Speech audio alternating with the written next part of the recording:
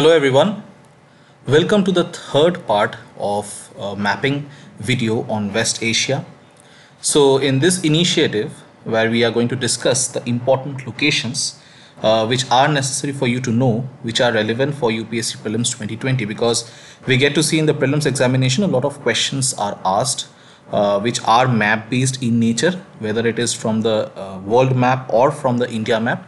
And hence we are doing this initiative. This initiative has been brought to you by Aptiplus Academy for Civil Services, and I am Shayak Datta, the faculty for Geography and Environment.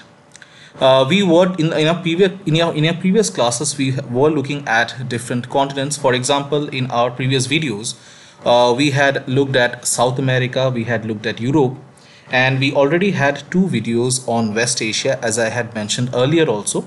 West Asia is considered to be the most important area so far as the questions in UPSC prelims are concerned, because every year we get to see that there will be at least one or two questions based upon the various countries, various locations of West Asia. It is always in the news because it is an area of intense conflict. It has a lot of oil reserves, and we get to see a lot of terrorism taking place over there. So that is why we get to see this entire area of West Asia is always in the news.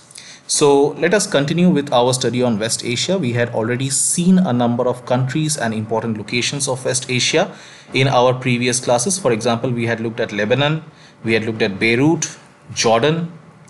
We had also seen this entire very important area, that is the Palestine area. Palestine and Israel, there's a long-going conflict. We have also looked at Caspian Sea, and I have told you the countries which are surrounding Caspian Sea, you need to remember them. We have also talked about the Sea of Galilee, Lake Tiberias, which supplies 1/3 of Israel's water requirements. We have looked at the West Bank area and the Gaza Strip. We have also looked at Haifa Memorial and how it is related to India. In World War I, we get to see that Indians, or other Indian troops under the British Army, they had played a major role in liberating this particular town of Haifa from the Ottoman Empire. We have also looked at Mount Sodom salt caves of Israel. We have looked at Golan Heights, and we know that earlier it was with Syria, but now Israel has occupied that because it's a very important area geostrategically. And we also get to see that Mr. Donald Trump, the president of USA, has also recognized Israeli sovereignty over these Golan Heights. We have also looked at two villages which were given by Jordan to Israel earlier, mainly for cultivation, that is Al Ghumar and Al Bakura. But now we get to see that Al Ghumar and Al Bakura, they have been taken back by Jordan. We have also looked at a very important piece of land of this West Asia area, which is called as the Sinai Peninsula. And we see that the Sinai Peninsula is very important, very important because of its religious significance and also because of its strategic location. So we get to see Suez Canal is present over here, and in our previous video we had studied this area extensively. Moving on, we had also looked at Yemen, and we had seen the reason behind the conflict between Yemen and Saudi Arabia. How we get to see that a rebel force which is backed by Yemen, or which is present in Yemen, they had attacked some oil fields of Saudi Arabia, which made Saudi Arabia retaliate, and that has resulted in huge amount of casualties, death, destruction of property, etc. We had also looked at Saudi Arabia and the demographic composition in terms of religion and ethnic composition of Saudi Arabia. We had also seen that South Korea has shared technology with Abu Dhabi, and this has resulted in setting up of the Arab world's first nuclear power plant in Abu Dhabi. It is called as Baraka. Abu Dhabi is in UAE, United Arab Emirates. We had also looked at Qatar, and we had studied a little bit regarding OPEC. OPEC, as I had mentioned in my previous video, it is an organization, the full form is Organization of the Petroleum Exporting Countries. It's a cartel who together, the countries which make up OPEC, they together decide and control the price of petroleum. And we also got to see that there were certain members of OPEC who have now come out of this organization. It is mainly controlled by Saudi Arabia. And next up, we had also looked at Saudi Arabia's greatest rival in this West Asian area, that is Iran. We had looked at Iran's location, and we had also seen that there are certain areas of Iran which were in the news. For example, one such being Khuzestan, where we get to see a discovery of a new oil field has been made, and it might be the second biggest oil field in Iran after the Hawaz oil field, which is the biggest one. And the last thing that we had looked at in our previous video was Bahrain. Now Bahrain, as we have seen, it's a very small country which is located in the Persian Gulf, and the capital is Manama. And Bahrain, as we had seen earlier, it was a location of the Dilmun civilization, or the Dilmun civilization, and this particular civilization, it had trade relations with the Indus Valley civilization, and hence you should remember it because there is some connection with Indian culture, Indian history. Moving on, today we will start with Oman, and let's see what we have. First of all, where is Oman? Can you see Oman over here? So again, here we get to see that Oman is situated in this very strategic location, where we have the Persian Gulf, the Strait of Hormuz, then we have the Gulf of Oman, and then we have Qatar, UAE. So if you look at Oman's location, then Oman is surrounded by UAE, Saudi Arabia and Yemen. UAE, Saudi Arabia and Yemen are the neighbors, the land neighbors of Oman. And on its northeastern side, you can see we have the Gulf of Oman as well. Why this Oman is very important, especially from India's perspective, we will see. See over here, Oman, it is a trusted friend and ally of India. And because it is a trusted friend and ally of India, we get to see that India has been able to get access to this particular port which is in Oman. This is the port of Duqm. Port of Duqm. So we get to see Duqm port. It has now been made accessible to India, giving India an entry, or giving India some amount of control in this strategic location. So the Duqm port, it is present. Please remember the names of such kind of offshore naval ports of India. So this Duqm port, it is present in Oman. And look at the location of Oman. Oman has land neighbors, that is UAE, it has Saudi Arabia and Yemen, and to the northeastern side you have the Gulf of Oman. Then of course you have the Arabian Sea. Also, another important thing which had taken place, about which you should be aware, is the India-Oman Air Force exercise. India-Oman Air Force exercise, and the name of this exercise is Eastern Bridge. Name of this exercise is Eastern Bridge. Very important that you remember such kind of let's say bilateral or even multilateral exercises, you should remember. So India-Oman Air Force exercise is what is referred to as Eastern Bridge. Moving on to another very important area, that is Syria. Now Syria we have seen earlier. Let's look at the map of Syria. Where is Syria? So this entire area is Syria. Let's see the neighbors. You see, this is Syria, and the neighbors of Syria. To the north you have Turkey. To the north of Syria you have Turkey. To the west, to the western side of Syria, what do you have? So over here we have the Mediterranean Sea. Okay, so Syria opens out to the Mediterranean Sea. Please remember that this question was asked in one of the previous year UPSC prelims examination. Which of these countries do not open out to the Mediterranean Sea? So Syria does open out to the Mediterranean Sea. And then you have Lebanon, then you have Israel, you have Jordan to the south, and you have Iraq. Okay, so Turkey, you have Mediterranean Sea, you have Lebanon, you have Israel, you have Jordan, and then you have Iraq. What is important, you remember that Syria does not share any boundary with either Saudi Arabia or with Iran. Remember that Syria does not share any boundary with Saudi Arabia or with Iran. Okay, so these kind of questions are asked by UPSC. Now let us see why Syria was in the news. And Syria, you can understand if you have been following the newspapers, that Syria is very unstable. Politically, we get to see that the government does not have control over the entire territory of Syria. In fact, there are so many different forces, military forces, or you can say militias, which and there are warlords as well, and there are many ethnic groups also, and each of these ethnic groups, they have their own militia, and all these groups, they control certain parts of the country. So there is always a lot of ethnic conflict which goes on, and of course there's a lot of international presence of troops as well. So on a whole, there's a lot of chaos in this entire area. Syria considered to be one of the most unsafe places in the world. Anyway, now coming to Syria, first of all, who is the leader? It is Bashar al-Assad. Bashar al-Assad is the leader of Syria, and the capital of Syria is Damascus. Now this is an area which has a huge rich history, a very long and rich history. So this Damascus area is the only area which is still to some extent safe for tourism, but otherwise the rest of the areas are not really safe. So Bashar al-Assad is the leader. The capital is Damascus.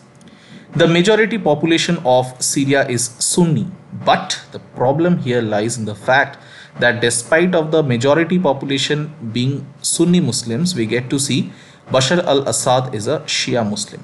Wherever we get to see such kind of a situation being there, there is bound to be political unrest, there is bound to be conflict. You see, anywhere, wherever we get to see that the majority, that the leader does not belong to the majority community, then there is a problem, and then there will be some amount of protest, there will be some amount of uprisings taking place, and similarly we get to see the same thing happening in Syria as well. So majority population, please remember, it is Sunni, but Bashar al-Assad, who is the leader, is a Shia. Hence, Syria is currently under the sphere of influence of Iran. Can you understand? As I told you in my previous video also, in this West Asia region, just like in case of Cold War, we had two different blocks. So one block, which was the communist bloc, which was controlled by USSR, and we had the other capitalist bloc, which was controlled, or which was under the sphere of influence of USA. Similarly, even in case of West Asia also, we get to see that there are two different blocks. One block is those which have mainly the Shia countries mainly, and the other is the Sunni. So in case of the Shia countries, or the countries which are having majority population or the leader as Shia, we get to see that these blocks, they are under the sphere of influence. These countries are under the sphere of influence of Iran. So in the West Asia region, Iran is the leader of the Shia countries. On the other hand, the leader of the Sunni countries, that is Saudi Arabia. Now, wherever we get to see, for example, in case of Syria, you see Bashar al-Assad, who is the leader, he is a Shia. Naturally, Syria comes under the influence of Iran. Naturally, what will happen? The rival community, that will try to create issues. So here we get to see Saudi Arabia and UAE. What do they want to do? Because they will always oppose Iran, right? So that is why Saudi Arabia and UAE, they want to overthrow him, that is Bashar al-Assad, and establish a Sunni government. This is the core of the conflict. And hence we get to see that shadow boxing is going on in Syria over power, having three major players. There are three major players, and this kind of a power boxing goes on. They keep on fighting with each other. There's a lot of civilian unrest. There's a lot of, you can say, like a civil war going on, and it goes on incessantly. It has been going on for a very long period of time. Now you see, who are the major players in this entire political turmoil? Number one, the Syrian government. The Syrian government, it is led by Bashar al-Assad. Okay, this is one of the major players, because Bashar al-Assad controls the military, controls the air force, etc., etc. Next, you have the Syrian Democratic Force. Syrian Democratic Force, it comes under the control of the Kurds. Okay, very, very important community in this particular area of West Asia, the Kurds. Now, there's a very, very interesting history of the Kurds. Let's see. First of all, this Syrian Democratic Force is under the control of the Kurds, and what do they want to do? They want to set up Kurdistan or Kurdistan. Now, why is that so? It is because of the fact that we get to see, in case of the Kurds, though their population is, they have a huge population, but then there is no one single country where the entire population or where the entire community is concentrated. The entire this huge area or this huge community of Kurds, they have been divided into all these countries. So some part of this Kurdish territory comes in Turkey, some part comes in Iran, some part comes in Iraq, some part comes in Syria. Now this is the problem. So what has happened is this, the Kurds, though their population is huge and ideally they should have got a country of their own, but we get to see that the partition has taken place in such a manner that the Kurds have become a minority in all these countries, despite of them actually being very large community. Naturally, the Kurds, they want to establish their own country, that is Kurdistan. And naturally Kurdistan will comprise of all those areas where Kurds live. So some Kurds, they live in some part of Turkey. You have some Kurds living in Iran, some Kurds living in Iraq, Syria, etc. So basically the Kurds want to unite and merge all these areas and set up their own country, that is Kurdistan. Now very interestingly, we get to see these Kurds were earlier supported by USA. The Kurds were earlier supported. Why again? Where does USA come into the picture? Now you see, Iran is supporting Bashar al-Assad because he is a Shia. USA is opposed to Iran.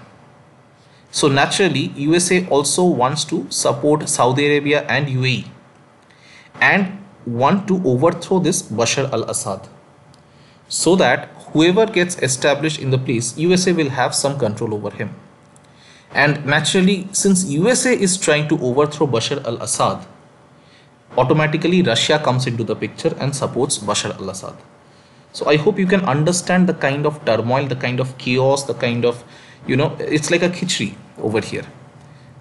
So this is the situation. Okay, USA also gets involved everywhere because USA always tries to, in their words, establish democracy, etc. And that is why USA keeps on supporting any rebel organization who is opposed to any government which is against USA. Anyway, now coming back, Syrian Democratic Force is under the control of the Kurds, and the basic objective is to set up Kurdistan, comprising of territories from Turkey, Iran, Iraq, Syria. And Kurds were earlier supported by USA, but as we have seen earlier also, USA is, especially Donald Trump, is not really reliable. And we get to see Donald Trump, they deserted USA when Turkey started bombing these areas. Okay, so Turkey and Kurds, they again have a lot of conflict between them. Okay, now the third important player is Turkey and Turkish Allied Force. Now Turkey is a very powerful country which is over here. So Turkey and the Turkish Allied Force, its name is Syrian Rebel Force. So don't get confused. The Syrian government, it has its own army. The Syrian Democratic Force, that is under the control of Kurds. The Turks, they have a force, or that is they have a force which is aligned to them, that is the Syrian Rebel Force. Now what is the main objective of this Syrian Rebel Force? They want to create a buffer area. They want to create a buffer area in Syria, which will ensure that the Kurds of Syria cannot come in contact with the Kurds of Turkey, which would otherwise lead to unrest in Turkey also. I hope things are getting clear to you. The problem here is the establishment of Kurdistan. So if you have the Kurds of Syria, lying just, or their territory lying just next to the Turkish border, and on that side of Turkey you have the Kurds of Turkey. In that case, what will happen? The Kurds of Turkey, they will also want to break away from Turkey. So in order to isolate or in order to separate these areas, in order to separate the Kurds of Syria from the Kurds of Turkey, Turkey wants to set up a buffer area, mainly an area between them, so that they can be kept separated. And naturally, that is why we get to see the Turkish Air Force, they started bombing the areas of Syria which is near to the Turkish border. Now ideally, the Kurds who were being supported by USA, they went to USA to seek help, but what did USA do? USA deserted them. So this is what happened. And apart from that also, apart from all these power struggle which is going on, we still have some problems of ISIS over here as well. So ISIS and its descendants, basically, because officially ISIS no longer exists. So basically all these breakaway factions of ISIS are still there, and they want to re-establish their dominance in this area. So ultimately here we get to see, matlab, it's very difficult to understand who is fighting against whom, because everyone is fighting over here. Okay, now this is the entire core of all the things which are going on in Syria. Next, here we have an area which is called as Idlib. Now let us see where is Idlib. Okay, so I have provided a very detailed map over here, and over here you can find Idlib. Okay, see this area is Idlib. And what do we have in Idlib? Idlib, it is an ancient cultural site in Syria which has been in the news for the destruction of ancient monuments due to the civil war. I mean, that is actually a loss to humanity as such, because these monuments, these heritage, it does not, it should not belong to one single country or one single community. And no matter whatever civil war goes on, such kind of heritage sites should be left out of it. But that is not what happens all the time. So we get to see, because, and this entire area of West Asia, I mean, as I was telling you, it has a very, very long history of civilization, and that is why there are priceless monuments, priceless statues, and all these carvings, architecture, etc., which has to be preserved for posterity, which has to be kept for our future generations as well. But that is not what happens, because this area, despite of having a very, very long and rich history of civilization, we get to see it is the most or rather one of the most you can say area where we get to see a lot of unrest taking place. So that is something, it is a very it is under a lot of turmoil all the time. Now Idlib, it is the last of the rebel held province, and which has forced the people to run to northern Turkish border. Due to this huge refugee influx, we get to see Turkey is arm twisting Europe in getting funds to deal with the refugee crisis and preventing them from going into Europe. If funds not given, then Turkey has threatened to allow these refugees to go into Europe. Okay, so Idlib, it is the last of the rebel held province. Again, let us have a look at Idlib. See, Idlib is located next to Turkey.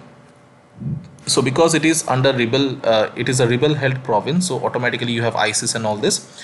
Naturally, when the Syrian government forces, they are attacking this area, the common citizens of this area, in order to save their lives, they are trying to run into Turkey, because the Turkey is having a comparatively, you can say, stable government. But again, it's not very stable, but at least compared to Syria, it has a much more stable political scenario.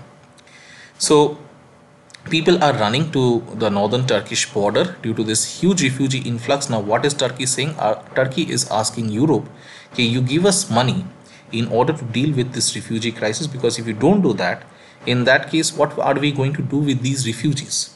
Now Turkey, if it closes its border to the refugees, and if they do not allow them to come in, then the European countries, they start to say, okay, Turkey is violating human rights. Turkey should ideally give refuge to these people who are trying to run away from danger, or from an area where there is danger to their lives.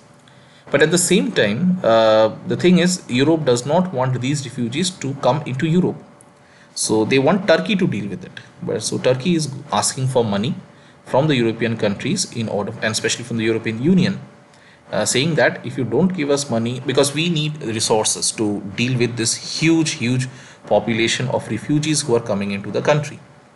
How will we provide them with food and shelter otherwise? So if you don't give us money, then we are going to allow these refugees to go into Europe.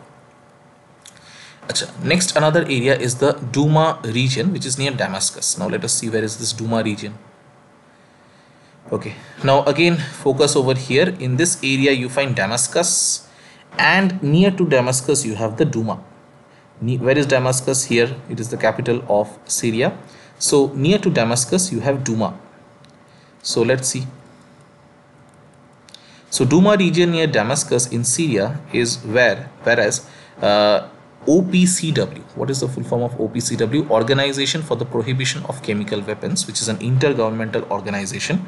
So this Douma region near Damascus in Syria, where we get to see, as per here, it should be where, as per OPCW, As per OPCW means Organization of the Prohibition of Chemical Weapons.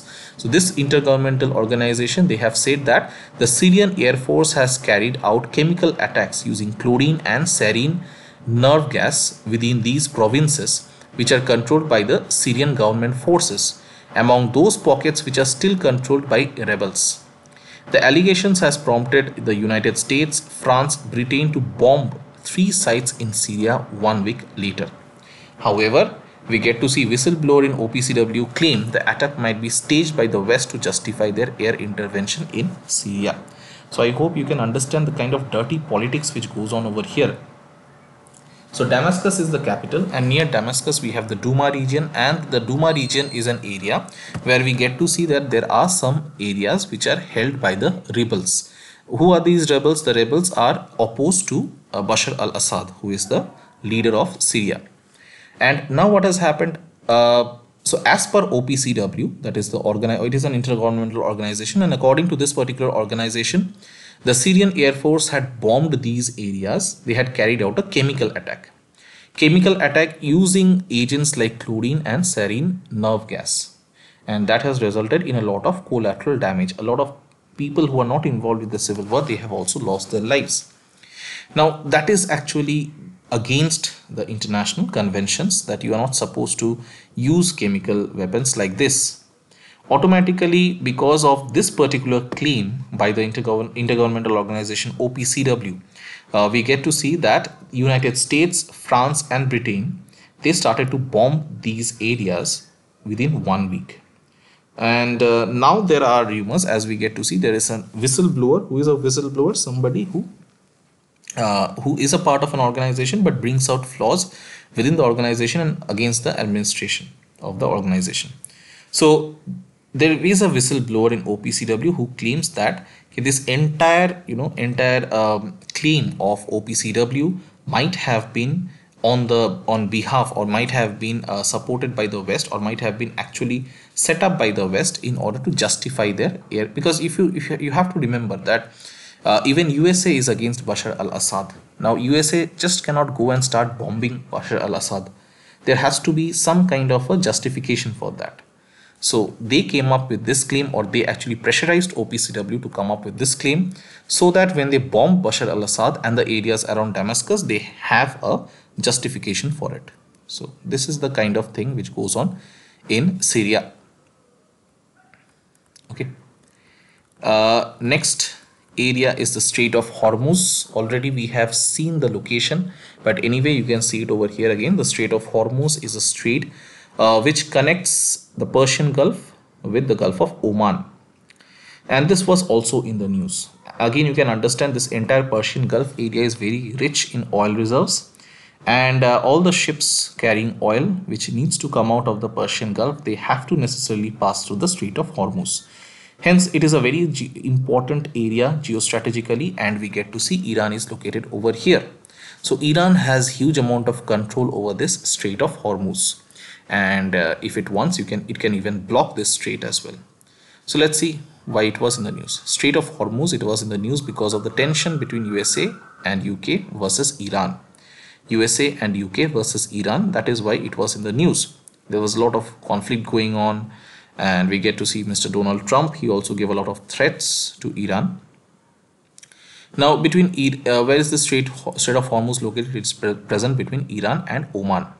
It is one of the busiest ship routes in the world for oil, and at its narrowest it is only 21 miles, which is around only 21 miles and 96 miles long. So it is 96 miles long and 21 miles wide. Okay, it should be 21 miles wide. So you can understand it's a very, very narrow strait, but though it is very narrow, it is one of the busiest shipping routes in the world, mainly for oil. We also get to see that Indian Navy has launched Operation Sankalp.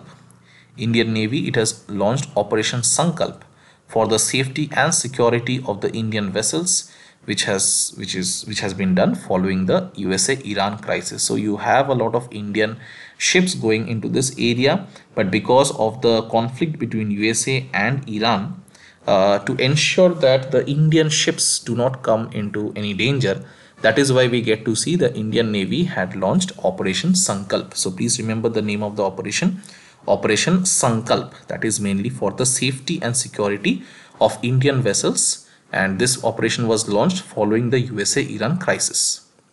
And as you can understand, if this particular strait is blocked, it will disrupt the entire shipping route. 1/3 of the world's oil passes through this Strait of Hormuz.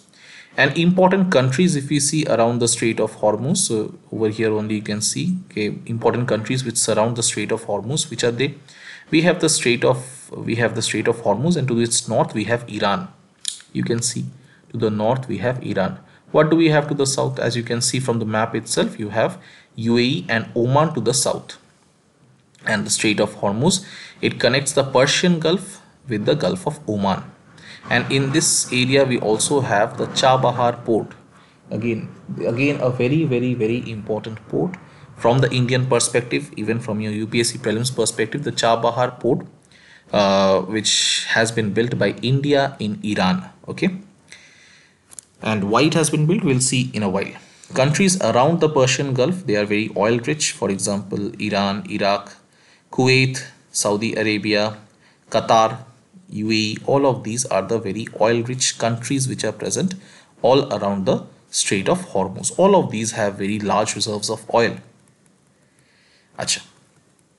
Already we had seen the gulfs and the important straits over here, but anyway, let us recap quickly. Gulf of Aden. Where is this Gulf of Aden? As you can see over here in the map itself, this is the Gulf of Aden. So Gulf of Aden is natural sea link between Red Sea and the Arabian Sea. So Red Sea and Arabian Sea, they are connected through the Gulf of Aden. It connecting Indian Ocean to the Mediterranean Sea via the Suez Canal. So you can understand, Arabian Sea, to the south of it we have the Indian Ocean. So Indian Ocean is connected all the way to the Mediterranean Sea through this entire route. Indian Ocean so any ship coming from Indian Ocean can actually reach the Mediterranean Sea. From this Indian Ocean they will have to go to Arabian Sea, then through the Gulf of Aden, and then through the Strait of Bab el-Mandab, through the Red Sea, then through the Suez Canal, they can ultimately go into the Mediterranean Sea. So this is the entire shipping route. So Strait of Hormuz is between the Persian Gulf and the Gulf of Oman, as we have seen earlier. Also Bab el-Mandeb is between the Red Sea and the Gulf of Aden. I have specifically and separately given it over here so that you can remember. These areas are very important from your UPSC prelims perspective. Also we have some news on Bab el-Mandeb. So Bab el-Mandeb, it is the strait connecting Indian Ocean with the Red Sea, that we already know. It separates Yemen on the Arabian, so just have a look over here. Yemen is on the Arabian Peninsula, and Djibouti and Eritrea is in the Horn of Africa. See over here, already I had mentioned in my previous video that even this Horn of Africa area, that is also very politically unstable. So you have the Bab el-Mandeb Strait, and to its north you have Yemen, which is lying in the Arabian Peninsula, and to the south you have Djibouti and you have Eritrea, also you have Somalia. All of these countries plus Ethiopia, they make up the Horn of Africa. Okay. Also we get to see that there has been an inaugural trilateral naval exercise called as SITMEX at Port Blair, which has been attended by India, Singapore and Thailand. This is some extra information for you about an important trilateral naval exercise, because we have been talking about ports and navy and all.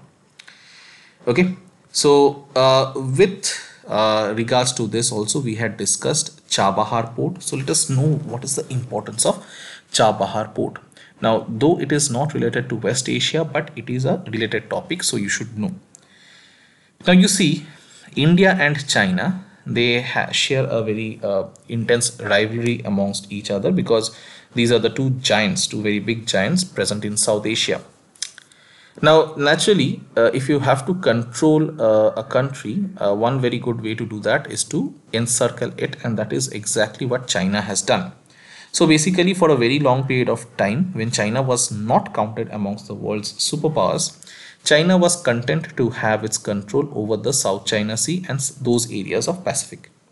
But now, as China is slowly trying to spread its hold and emerge as one of the competitors of USA, or rather now the world is on its path to becoming a bilateral, or rather you can say It's a bipolar world now. So you have two very large powers. One is USA, which has traditionally been a very large power, and it had actually resulted in the world being an unipolar world. But now we get to see that China is also emerging as a very able competitor of USA and turning the world politics into a bipolar one, basically. So naturally, China does not want to stay confined within the South China Sea area. It also wants to extend its hold in the Indian Ocean area as well. How will it do that? Because traditionally this Indian Ocean area, it has been the backyard of the Indian Navy, and Indian Navy has been controlling this area for a long period of time. This Indian Ocean area is very important because, as you can understand, okay, any ship which has to pass through this area, I mean, on one side you have Africa, you have the resource rich Africa, you have Arabian Peninsula, and on the other side you have some of the most busiest ports. For example, on this side you have Shanghai port, and over here you have Singapore and all this. So naturally, any ship which has to pass to this area will necessarily have to pass through Indian Ocean. So Indian Ocean becomes very important. Again, geostrategic importance is very large for the Indian Ocean. Indian Navy, it has been controlling this area for a very long period of time, but now China wants to extend its hold and control of the Indian Ocean, and it wants to ensure that Indian Navy is not able to keep the Indian Ocean as its area of dominance. Okay, so what has China done? China has started with its objective of string of pearls. Now the thing is, this is not something which China publicly accepts or acknowledges, but it has been seen that how China is creating ports in very strategic areas, so that it becomes like a string of naval ports which are controlled by China. And what happens is, since China has completely encircled India, so in case of any conflict between India and China, it is possible for China to ensure that the Indian Navy cannot go out of this particular territory. Okay, so China can actually keep Indian Navy enclosed within this very limited area of the Indian Ocean, and hence ensure that the free passage of ships continues over here. I mean, this is like a war strategy, you can say. So let's see what is the string of pearl strategy of China. So China has actually developed, as well as it has bought, it has invested in ports in very strategic locations which create or which encircle India.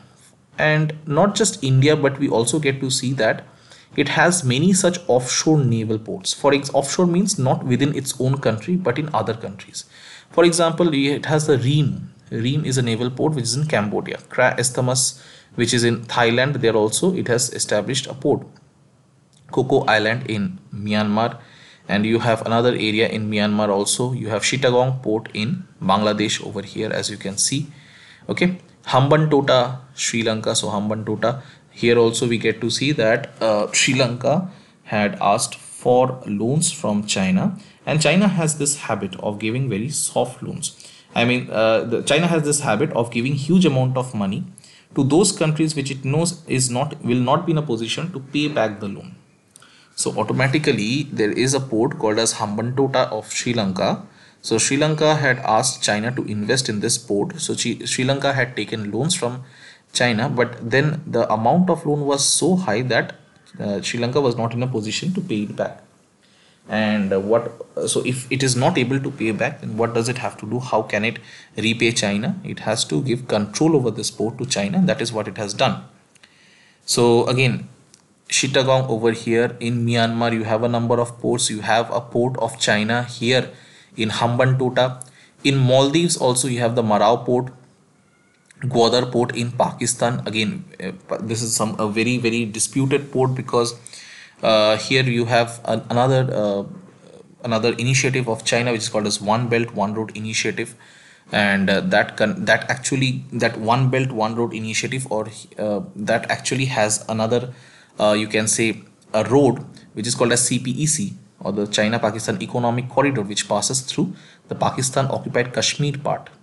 So India has been protesting against that, but anyway that has not helped much. So right now what we have the CPEC, or the China Pakistan Economic Corridor, which connects China all the way to the Gwadar port. Gwadar port is in Pakistan, and that automatically gives China an access to the Arabian Sea as well. Then apart from that, China also has Djibouti, and this Djibouti port of China, that is China's first officially announced offshore naval base over here. So for the first time, China officially acknowledged that it has an offshore port in Djibouti. And apart from that, other countries are also there. Of course, you have USA, France, Japan also having ports over here in this mouth of the Gulf of Oman, Persian Gulf. I told you earlier also. Even India also has, but we'll see that in a while. And also in Kenya, China has a port, and there are many other ports. But anyway, this is the way in which China has completely encircled India from all sides by having naval ships stationed in all these areas. Understood? Now, what does India do? Now, India does not have the kind of economic heft, the kind of economic power which China has. So, automatically, you cannot expect India to establish naval ports in other countries the way China has done. So, what will India do? So, India has tried to establish alliances with the countries who are China's enemy. So, an enemy's enemy is your friend, right? So similarly, we get to see India has come up with a counter strategy which is called as the necklace of diamonds. Okay, so necklace of diamonds, as you can see over here. So just like Gwadar port has been set up by China in Pakistan, India has set up the Chabahar port in Iran. That is very close to the Gwadar port also. And this Chabahar port, actually what happens is India is a friend and ally of Afghanistan government right now. So the thing is, if India has to trade with Afghanistan, then Pakistan lies in the way, and Pakistan has been creating obstacles, not allowing trade between India and Afghanistan to take place properly. And hence India, what it has done, India is friends with Iran as well. So what India has done is India has developed this port, the Chabahar port in Iran, and through this India will be able to trade, or it has also built a road infrastructure through Iran which connects all the way into Afghanistan, and through Afghanistan all the way into Central Asia. So that will open up a lot of trade avenues between India and Central Asia, especially Afghanistan, Iran, etc. Now, apart from Chabahar, India also has a port at Duqm port, which we have already seen in Oman. Duqm port already in Oman we have seen. Seychelles, Assumption Island, there also India has a port over here, Seychelles. Mauritius, Agalaga Islands. So in Mauritius also we get to see there is a port, but that there has been a lot of protest by the people in Mauritius against the building of port on the Agalaga Islands. Changi port in Singapore, which was earlier with USA, but now India has also got access to the Le Treaty with USA that India has. And apart from that, we also get to see we have the Sabang port in Indonesia. So India, and apart from that, we also have built up a lot of cooperation with countries like Vietnam, with countries like Japan, Philippines, etc., who all are having conflicts with China. So basically, by coming together with the enemies of China, India has also tried, or India is also trying to control China's power and to counter China's string of pearls strategy. Now, what is this LEMUA? India has this LEMUA agreement with USA. What is LEMUA? Logistics Exchange Memorandum Agreement. Logistics Exchange Memorandum Agreement. Memorandum of Agreement. This is something which India has with USA and France. Now, why is that important? That is important because just like China has offshore naval bases, USA has even more number of offshore naval bases. So once USA and India, they have this LEMUA agreement that gives them access, I mean both the countries, access to their naval bases. So it allows India to load weapons, ammunitions, etc. from their naval bases, that is from USA and France ka naval bases. And because USA and France, they have been colonial powers, not USA as such, but then USA later on indirectly it has been carrying out its colonialistic strategies basically. So both USA and France, they have a lot of these offshore naval bases, and by having this LEMUA agreement with these countries, India has got access to the naval bases of these countries as well. For example, Reunion Island, it belongs to France. You have the Mayotte, which belongs to France. Seychelles, here both USA and India, they have got their ports. So this is how India has been trying to counter China's string of pearls strategy. Okay, so with this we complete West Asia, but please understand these are only some of the areas, some of the important areas of West Asia. But of course, apart from this also, you have to keep a lookout for the latest developments in West Asia, because again, West Asia will always be in the news. So please keep on studying about West Asia, keep on studying the newspapers and whatever current affair compilation you are going through, and add places apart from to this entire compilation of places that we have already discussed. Add the other places which are coming in the news of late. Okay, so we will keep the session till here for today, and we'll come back with another important place or another important continent which are important, or which is important for the upcoming UPSC prelims 2020.